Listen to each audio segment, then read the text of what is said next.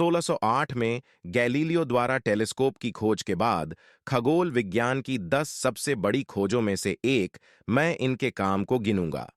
विश्व प्रसिद्ध वैज्ञानिक आर्थर एडिंगटन ने ये शब्द कहे थे एक भारतीय वैज्ञानिक के लिए।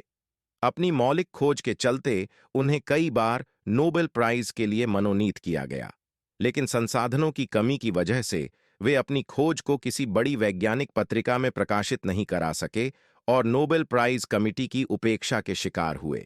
हम बात कर रहे हैं श्री मेघनाद साहा की। मेघनाद जी भारत के सर्वश्रेष्ठ वैज्ञानिकों में से एक हैं, लेकिन 21वीं सदी का भारत उन्हें भूल चुका है। चलिए आपको उनसे मिलवाते हैं। साहा जी का जन्म एक अत्यंत गरीब परिवार में हुआ। संसाधनों की कमी के चलते उनके सभी भाई बहनों का स्कूल छुड़वा दिया गया, लेकिन मेघनाद जी की पढ़ाई में रुचि देख उनके बड़े भाई ने उनकी सहायता की। वे प्रतिदिन 10 किलोमीटर चलकर स्कूल जाते और बारिश के दिनों में स्कूल जाने के लिए तैरकर नदी भी पार करते। सारी कठिनाइयों के बावजूद उन्होंने सारी परीक्षाओं को टॉप किया। इस पृष्ठभूमि से उठकर मेघनाद जी देश के सबसे बड़े वैज्ञानिक संस्थान में पहुंचे।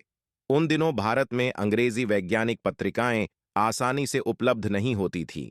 ऐसे में मेघनाद जी व सत्येंद्रनाथ बोस जी ने जर्मन भाषा सीखी और कॉलेज में पढ़ते हुए आइंस्टाइन के रिसर्च पेपर्स का अंग्रेजी अनुवाद किया, जो कि अपने आप में पहला ऐसा अनुवाद था।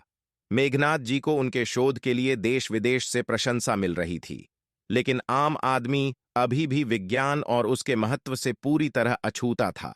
ऐसे माहौल में मेघनाद जी ने आम जनमानस की भाषा में कई लेख लिखे और सरल भाषा में विज्ञान को घर घर पहुंचाने के लिए कई संस्थानों की शुरुआत की। पहला, परमाणु बम बनने में अभी कई वर्ष शेष थे। दुनिया की चुनिंदा प्रयोगशालाओं के बाहर कोई न्यूक्लियर फिजिक्स जैसे गूढ़ विषय को नहीं समझता था। ऐसे में वो मेघनाद जी ही थे जिन्होंने इस विषय को एमएससी का एक अनिवार्य हिस्सा बनवाया। वह पाठ्यक्रम भी तैयार किया। उन्हीं की दूरदर्शिता के चलते आगे चलकर इस क्षेत्र में दुनिया ने भारत का लोहा माना। वर्ष 1923 में बंगाल में भीषण बाढ़ आई। वे जानना चाहते थे कि ऐसा क्यों हुआ और कैसे ऐसी आपदा को टाला जा सकता है। वर्षों बाद उन्होंने अमेरिका में बने एक बाढ़ प्रतिरोधक तंत्र की तर्ज पर दामोदर वैली प्रोजेक्ट का मास्टर प्लान तैयार किया और बंगाल को बाढ़ से बचाने में अहम भूमिका निभाई। मेघनाद जी चाहते थे कि देश में विश्वविद्यालय वैज्ञानिक शोध का गढ़ बने, जिससे देश को विश्व स्तरीय वैज्ञानिक मिलें और स्वतंत्र भारत में विज्ञान की प्रगति हो।